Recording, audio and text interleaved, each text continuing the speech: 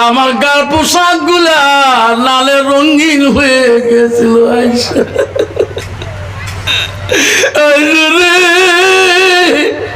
টাইমের মানুষ আমার পাগল বলছিল পাথর মারতে পারতে আমার টাইমের জমিনে ঢেলে ফেলে দিয়েছিল আয়েশা আমি ওই দিন উঠতে পারি না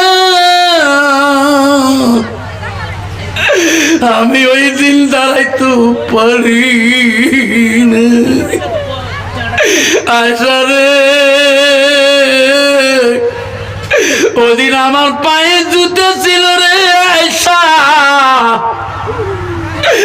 আমার গায়ে রক্ত দিয়ে জুতো গুলা খলকল শব্দ হইল মা রাসূলুল্লাহ বাড়িতে আসলে আয়েশা এত আনন্দিত হয়ে গেত আয়েশা নবীর মুখের দিকে তাকাইতো নবীর হাতগুলা বোলাইতো নবীর দাড়িগুলা বোলাইতো নবীর মুখের ঘামগুলা মুছে দিত আয়েশা যখন নবীর দিকে তাকায় নবী বলে আয়েশা রে আয়েশা আমার মুখের দিকে কেন তুমি তাকাও আমার চেহারার দিকে কেন তাকাও মা আয়েশা বলছে হুজুর গো আপনি যখন বাড়িতে আসেন আপনার দিকে তাকাইলে মনটা করে তাকাইয়া থাকি যতবার তাকাই আমার আয়েশা অতবার কলিজাটা ঠান্ডা হয়ে যায় যখন সুবহানাল্লাহ কত বাবা বর্তমান যুগের নারী স্বামী বাড়ি আসলে কলিজা ঠান্ডা হয় কত নারী আছে স্বামী বাড়ি আসলে বাবা মাগুর মতো মতো গুদগুদ তোমার নাই বা কারোর নাই ফেলকার নাই আচ্ছা কি কারণটা কি মুই তো এই মন্ত্রটা বুঝুন নে এতকেন বেশি কি গল্প করে কি দুঃখ সুখ গীত কল যেই স্বামী বাড়ি আসিল নীলের সকল সিমটিকে সরকার মারি ফেলেন গুলি মারি ফেলেন বাপরে বাপ করে সওয়ান আছে এত সোয়া চোট কুড়িল কথা মা বোনের আম্মারা শুনে রাখো মা বিশ্ব নবী রাসূলুল্লাহ আদরের মোহাব্বতের বিবি ছিল হযরতে মা আয়েশা এত গুণবতী ছিল মা নবীজি বাড়ি আসলে খানা দিতে লেট করতো না সঙ্গে সঙ্গে নবী খানা দিয়ে দিত সঙ্গে সঙ্গে উজুর পানিটা দিয়ে দিত নবীজি খাইবে আয়েশা দেখবে আয়েশার একটা গুণ ছিল নবীজি না খাওয়া পর্যন্ত আয়েশা আগে মুখে দানা দেয় না নবীজি না ঘুমা পর্যন্ত আয়েশা আগে ঘুমাইতো না বর্তমান যুগে রে এমনও নারী বাবা স্বামীর আগে খায়া ফেলায় নেড়া হাত দিয়ে পর্যন্ত খায় না সকাল মা ডাক্তার হুজুর বলছে মা নেড়া হাতে কেমন ঝোল খালু আব্বা নালা খায় না জিত করি সব শোক হাতির বাড়িতে না যায় কই হাত দিয়ে নেমো চিকন ফেলালু হাত কেন ধরু নে হয়ে দিয়ে চারিশকে ঝোল ঠিক না ডাক মা বোনেরা হযরতে মা আয়েশা নবীজিকে খানা দিতে দিলেন খানা খায় নবীজি আয়েশা নবীর সঙ্গে নিজে বসে গেলেন নবী ডাকলো না নবীর সাথে খানা খায় নবীর পাতে গোশ ছিল গো সব গোশগুলো আয়েশা আগে খেয়ে শেষ করে দিল গোশের হাড্ডিগুলো প্লেটে রাখি দিল আয়েশা হাড্ডিগুলো রাসূলুল্লাহ চুষি চুষি রস খায় আয়েশা পানি খায় যে গিলাসে আমার নবী সেই সাইডে ঠোঁট লাগে পানি খায় আয়েশা বলে নবী গো আপনি একটা বিশ্ব নবী গো নবী আমি যে সাইডে ঠোঁট লাগে পানি খাইলাম গিলাসে আপনি সেই দিকে কেন ঠোঁট লাগে পানি খাইতেছে ওগো সোনা নবী গো আমি গোশগুলা সব আগে খাইলাম হাড্ডিগুলা রাখলাম আমার কামড়া হাড্ডিগুলা আপনি কেন চুষি চুষি খাইতেছে নবী বলছে আয়েশা রে তুমি জানো না তোমার কামড়া হাড্ডিগুলা যদি আমি নবী খাই তুমি যেদিকে পানি পান করছো আমি নবী যদি সেই দিকে পানি খাই আয়েশা জানো না আল্লাহ দরবারে সেই পানিটা রহমতি পানি হয়ে যায় হাড্ডিটা রহমতি হাড্ডি হয়ে যায় দুনিয়াতে আমার উম্মতিরা স্বামী স্ত্রী খাবে রে আয়েশা আমি রাসূলুল্লাহ খুশি হয়ে যাব সুবহানাল্লাহ কন্ত বাবা বর্তমান যুগের নারী স্বামীর আইতে খাই কি কোনোদিনও খাবার নয় যদি বেশি ভাত নেন কয় বেশি ভাত নেন না কালকে ছাড়ছেন কুকুরো খোয়াইছো আমার ভুড়িতে তোর ঠিক না ঠিক আমার বলে রাখ তোমার তোমার স্বামীর সাথে খানা খাওয়াটা রাসূল বলল সুন্নাত। মান আহাব্বা সুন্নতি ফাকাদ আহাব্বানি ওয়া মান আহাব্বানি কানা মাই ফিল জান্নাত। আমার নবী বলল যে একটা সুন্নতকে যে ভালোবাসে সে আমাকে ভালোবাসলো, যে আমাকে ভালোবাসে আমি নবী ঘোষণা করে দিলাম সেই উম্মতটা আমার সাথে জান্নাতে থাকবে। আমরা বলে না স্বামীর আইটে বস্তু পানি খাইছে তুমি খাও, জীবনে ঝগড়া হবে না, জীবনে কাজিয়ে হবে না, ওই বাড়িতে স্বামী স্ত্রী কোনোদিনও শয়তান ঢুকতে পারবে না। বিশ্ব নবী রাসূলুল্লাহ বাড়িতে চলে গেছেন এক সময়, যে দেখে বিবিরা কাজের মধ্যে ব্যস্ত হয়ে আছে। নবী দেখলে বিবিরা এত সুন্দর কাজ করে, সতীনের মধ্যে কোনোদিন কেসাল হয় নাই, যেরকম সুবহানাল্লাহ। আর বর্তমান সমাজে দুই সতীনে থাকতে পারে না। ছিরে বাবু বাড়ি না যা, আজকে বড় ভাবি মাথা টেবে, ছোট ভাবি ঠ্যাং টেবে এলাও বাজারত বাইরে বাড়ি না জানে ভাই কে দুপুরে পিঠেও দিয়েছে, একজন বেই ধরছে একদম দাও ধরছে, যেরকম ঠিক না ঠিক। মা বলে না নবীজি বাড়িতে যে দেখে বিবিরা কাম করতেছে ব্যস্ত সুন্দর, নবী মুস্কি মুস্কি হাসে রে, ওনাদের সতীনের মধ্যে কোনো কেসাল ঝগড়া নাই। নবী দেখে একটা বিবি কোনো কাম করে না, ওই বিবিটা খালি ঘুরে করতেছে। নবী বলল আয়েশা বাড়ির সব বিবিরা কাম করতেছো, তুমি কেন কাম করো না? তুমি কেন ঘুরাঘুরি করতেছো? তুমি কি সংসারে কাম করবা না?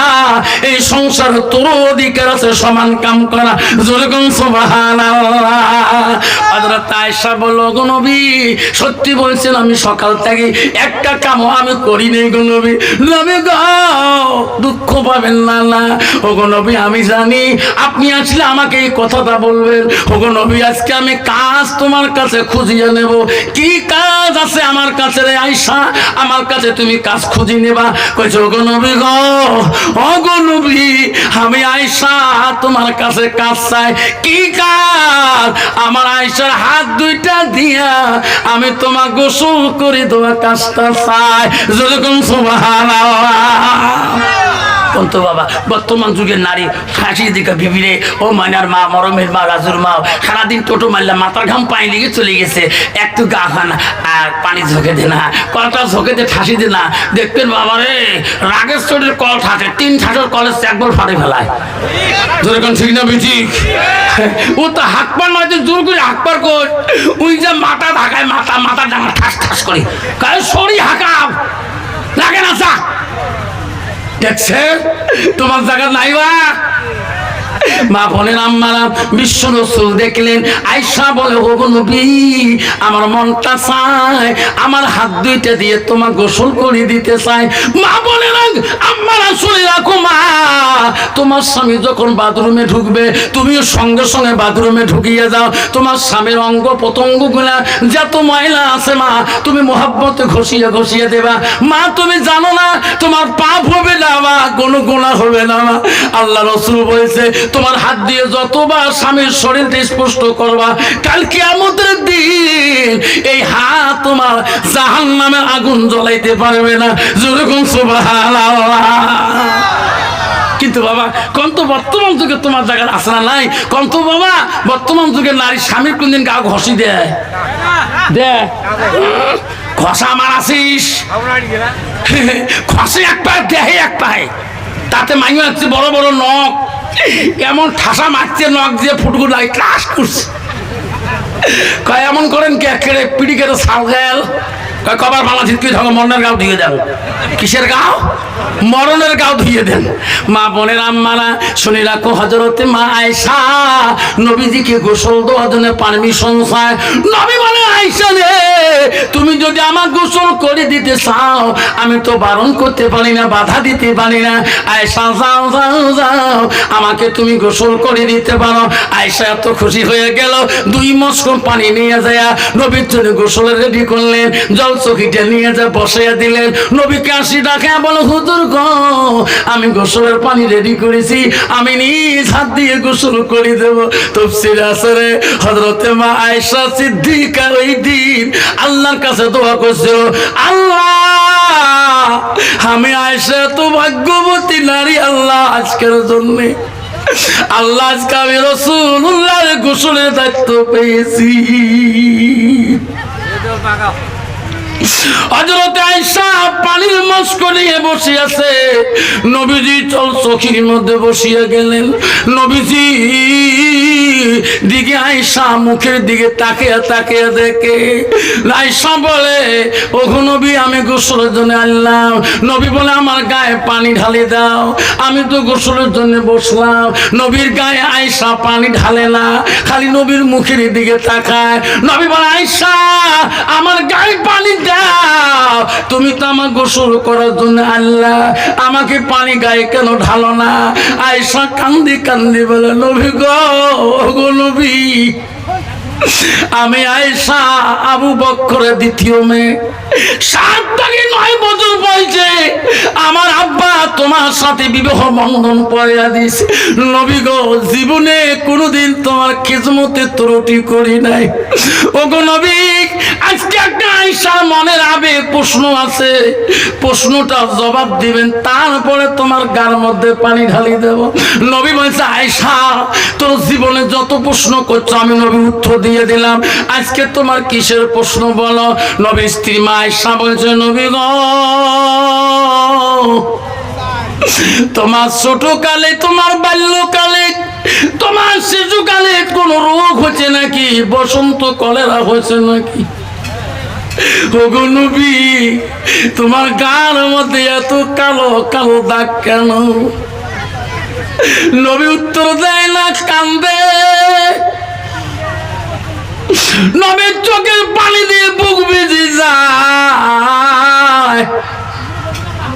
আয়েশা বলো, গো নবী, কান্দেন কেন গো নবী?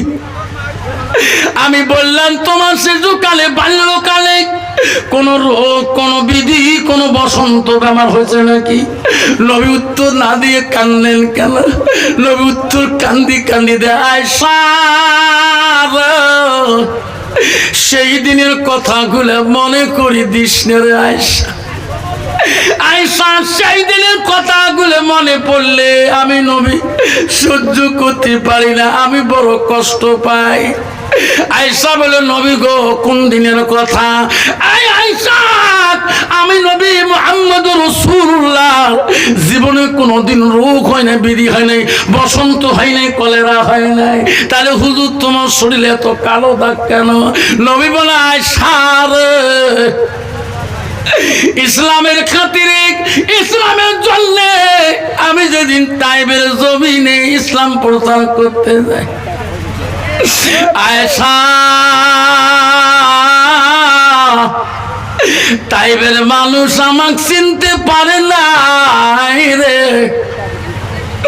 তাইবের মানুষ আমাকে পাগল বলছিল। তাইবের মানুষ আমাকে পাগল করে রে। এই আয়েশা, তাইবাসীরা আমাকে পাথর দিয়ে পাটকে দিয়ে মারছিল। আমি পাথরের বাড়িতে আমার সর্বাঙ্গটা আয়েশা কালা হয়ে গেছে। তাইবের পাথরের বাড়িতে আয়েশা, আমি নবী, আমার গার মধ্যে পোশাক ছিল, আমার গার পোশাক গুলা লালে রঙিন হয়ে গেছিল। আয়েশা,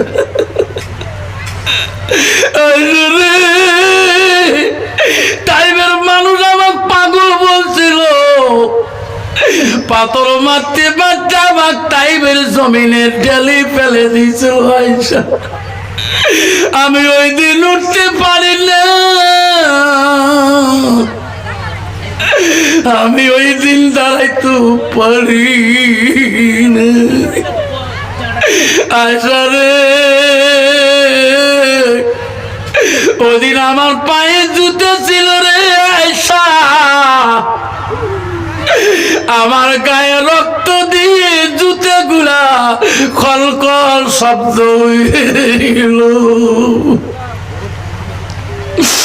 আয়েশা,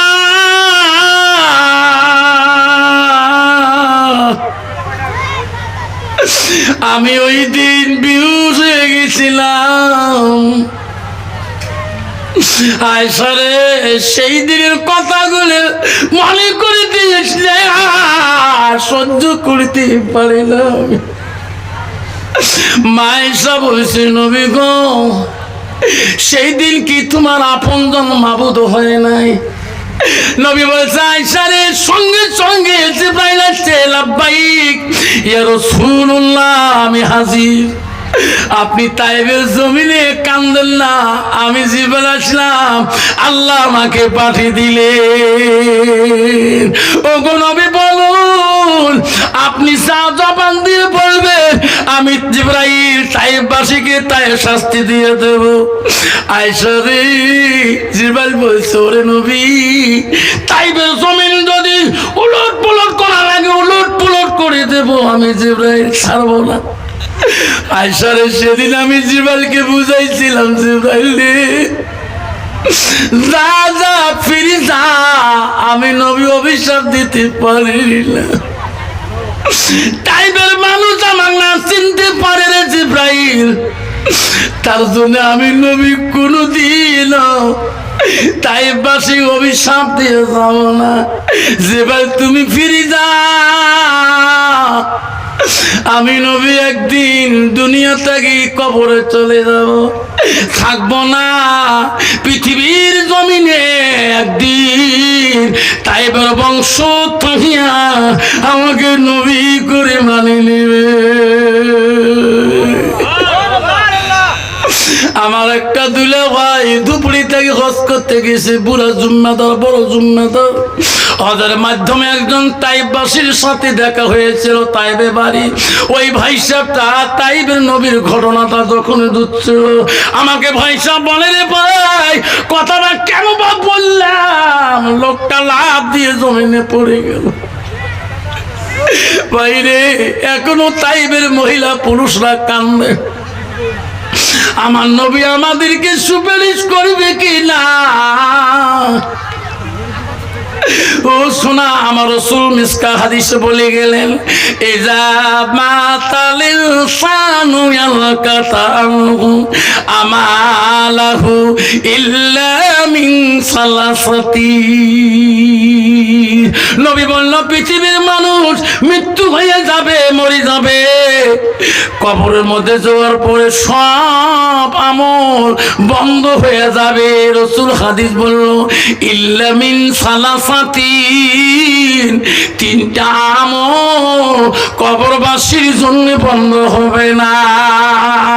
এক নম্বর নবী বলল কি, সাদাকাতুল জারিয়া, আলমিহি আনতাপাহু বিহি শাইয়ান আওলাদুন সালিহুন ইয়াদুলাহু। নবী বলল, যারা দুনিয়াতে ওই মা তার জীবনে যত কষ্ট করেছিল, বাবাটা জীবনে যত কষ্ট করেছিল, সেই বাবার নামে, মার নামে আল মসজিদুল বাইতুল্লাহ, আল্লাহর ঘরের জন্য সাদাকাতুল জারিয়া, যারা দান খয়রাত করবে, তো পৃথিবীর মার আমল, আব্বার আমল বন্ধ হতে পারে। রাসূল বলল, ইল্লা মিন সালাসাতিন, তিনটা আমল পৃথিবীর মানুষের বন্ধ হবে না। এক নম্বর রাসূল বলল, সাদাকাতুল জারিয়া। নাই থাকবে। আব্বা, আজকে কানরের জমিনে কত বাপ কবরে চলে গেছে। আমার মাস্টার ভাইয়ের বাপ এই মসজিদের ভেলকার পরে বহুদিন ইমামতি করছিল, আমার ছোট থেকে জানি। কত এই এলাকার মুন্সি, কত এলাকার মুরব্বী কবরে চলে গেছে। কার কার বাপ কবরে চলে গেছে একটু কি হাত দেখাবেন?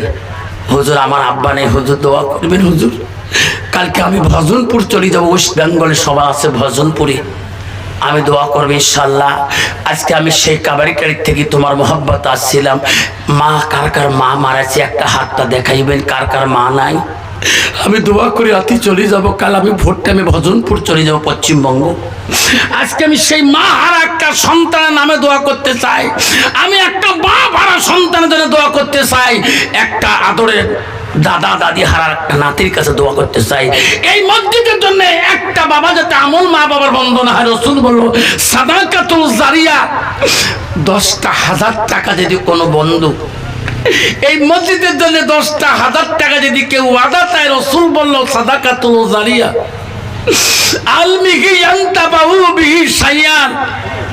রাসূল বলল যারা দুনিয়াতে ইলম শিখি অপরকে শিক্ষা দিবে তার বাবা মা কবরে শুয়ে শুয়ে তার সওয়াব পাবে। রাসূল বলল আওলাদুন সালিহুন ইয়াদু লাহু। আওলাদুন মানে সন্তান, সালিহুন মানে ভালো।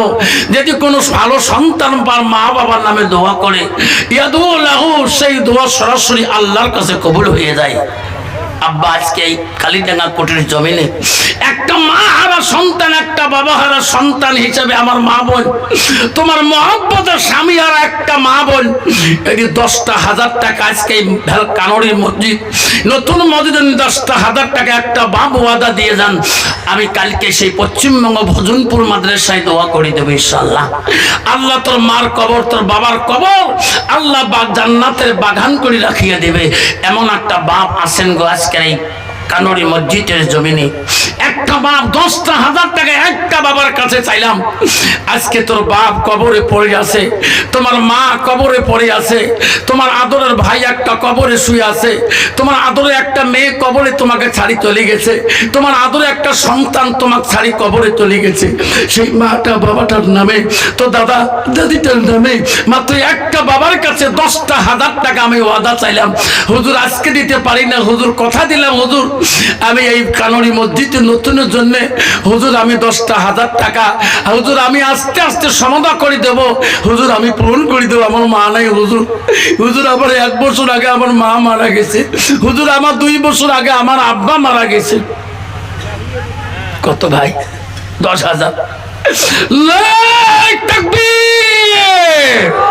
আল্লাহ ভাই আমার, ওয়ালি মাস্টার ভাই আমার, আল্লাহ আদরের বাপটা বড় কে নিচ্ছিল বাবু।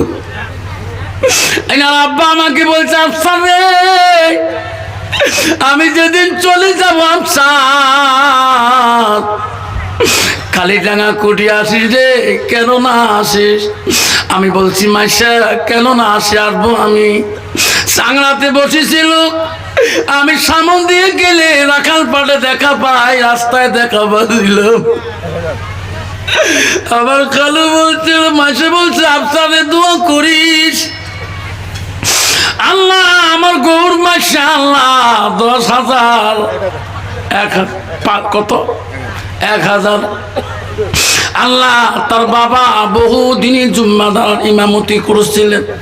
আমি নানা করে ডাকছিলাম, মাবুদ আজকে মাস্টার ভাইয়ের বাপ দুনিয়াতে নাই, আল্লাহ গহুর মাসের বাবা দুনিয়াতে নাই, আল্লাহ মাস্টার ভাই 10,000 টাকা দান করলো, গহুর মাসে 1,000 দিল। সবাই একটু হাত তুলে আল্লাহ হাত তুলো সবাই। ওগো মওলা ওগো আল্লাহ দেখিনি তাকাইয়া মাস্টার ভাই আমার বাবা নাই, নাই রে মাতা আছে কবরে পড়িয়া, 10,000 টাকা দেয় রে মওলা এই মসজিদের লাগিয়া। মাসা গহু আমার বাবাটা নাই রে জগতে, আল্লাহ দান করিছে তোমার ঘরে লাগিয়া, নেরে মওলা কবুল করিয়া। নাই থাকবে। আসুন 10,000 টাকা আমার ভাই দিয়েছে, মাস্টার ভাই। আল্লাহ এনার বাবাকে আমি যখন ছোট মাদ্রাসায় রহমতগঞ্জ গোলগঞ্জ পড়তে যাই, আমি এই সাইকেল মারি গেছিলাম, মাইশার মাঝে মাঝে দেখা হয়েছিল, মাইশা আমি এবার ইন্টারমিডিয়েট দেবো, মাইশা এবার আমি FM দেবো, বাবা ভালো করি পড়বা, আলেম হবা। আমি আসলে আমার সাথে কত পেশাল পারতো, আমাকে বলছে স্যার কোথায় যাও? আমি বলছি মাইশা আমি একটু গোলগঞ্জ যাই। আল্লাহ তার বাবা এত একজন মুরব্বী, আল্লাহ তার বাবাকে, আল্লাহ রসুল হাদিস বলছে লাইসা মিন্না মান লাম ইয়ারহাম সাগীরানা ওয়া লাম ইউকাব্বির কাবীরানা। আমার নবী বললেন ওই মানুষটা আমার উম্মতের ভিতরে গণ্য হতে পারে না যারা ছোটকে স্নেহ দেয় না, আদর করে না, আর মুরব্বীকে সম্মান দেয় না।